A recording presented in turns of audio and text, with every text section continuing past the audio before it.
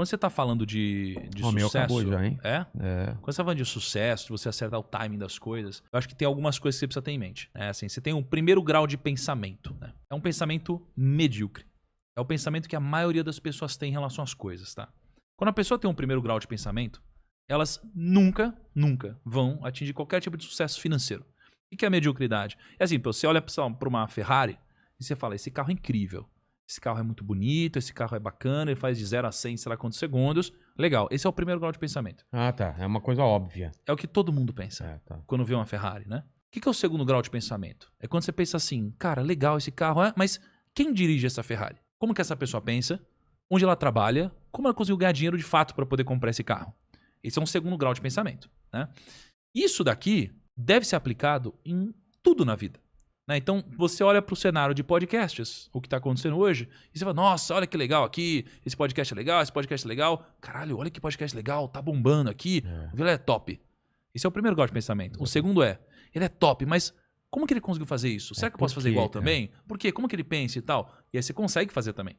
Então, isso daqui é o que eu sempre tento aplicar na minha vida. Engenharia reversa, talvez? Eu acho que seria uma evolução de um pensamento, né? Então, é sempre você pensar num segundo nível de pensamento. Na bolsa foi assim. Pô, tá tudo caindo. A bolsa caiu 50%. A economia tá ruim. As pessoas acham que as empresas vão quebrar. As pessoas estão com medo. Mas se todo mundo acha isso... Esse é o primeiro pensamento. Será que já não tá no preço as coisas? Aí você vai pro segundo pensamento.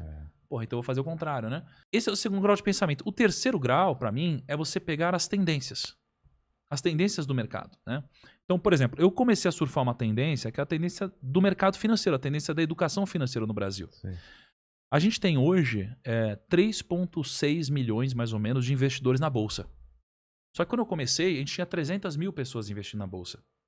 E eu acredito que a gente vai ter 100 milhões de pessoas investindo na Bolsa em algum momento. É uma tendência que é difícil segurar.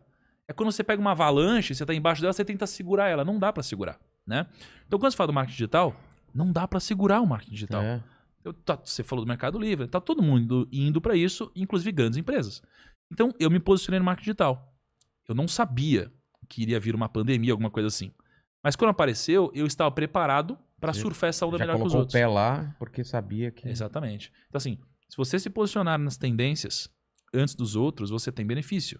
E o problema é, a tendência, ela serve para você se preparar para ela. Exatamente. E, aliás, você deve se preparar para a tendência e não para o que acontece hoje. Então, isso é um grande erro. As tendências no Brasil hoje, elas são quase todas ligadas à tecnologia e trabalhos que vão envolver pensamentos, né? E as pessoas hoje se preparam para coisas que não vão existir lá na frente. Então elas estão se preparando para coisas que não fazem nenhum sentido, ao invés de se preparar para as tendências, que foi um pouco do que eu fiz com o marketing digital. E aí eu pude surfar antes dos outros, né? Pra falar em surfar, eu costumo usar um exemplo aqui, porque o pessoal fala... Você pôs pra mim? Pôs. Quer colocar mais? Acho que você não pôs pra mim. Ah, tá. Eu costumo falar uma coisa que tem até a ver com o que você falou de surfar, né? Porque as pessoas, às vezes, querem entrar na onda quando ela já tá quebrada, né? E o ideal é você entrar na onda quando ela tá começando a se formar. Então eu vejo muita gente entrando agora no podcast porque, nossa, a onda agora é podcast. Só que ele não notou quando essa onda estava começando a se formar. Perfeito. E agora ela já quebrou, né? Tem, sei lá, 300, 400 podcasts. Claro que dá, mas é mais difícil você entrar numa onda quebrada, né? Perfeito. Quando você começa... E o stand-up também eu percebi isso, assim. Quando aquela onda estava começando a se formar e a galera entrou, é sempre mais fácil do que quando já tá quebrado e tá todo mundo tentando surfar, né? Cara, e olha que legal. Assim, pensa a câmera digital. Certo. Né? A Kodak, ela... Que hoje... Kodak quebrada, não sei o que lá, né? A Kodak inventou a câmera digital. Ela inventou? Ou inventou, foi uma das primeiras a fazer, a lançar de fato isso. Só que o que aconteceu? Ela lançou com puta inovação e tal, e não teve aderência. E aí, ela lançou, investiu muito dinheiro, as pessoas não aderiram, com o passar do tempo, ela descontinuou a câmera digital. Olha que louco. E depois disso veio a câmera digital e praticamente quebrou a Kodak. Porque ela tava no filme ainda, no processo... Exato. Então, todas as tendências, elas sempre acontecem, ou quase sempre acontecem assim. Foi assim com uma espécie de um iPad também, né? Então assim, você lança, ninguém acredita. Quando você deixa de acreditar, geralmente tem uma pernada pra cima. Exatamente. Isso aconteceu com muita coisa no mundo. E o podcast também. Né? Então assim... Quanto tempo tem podcast? Exato. E o podcast em vídeo.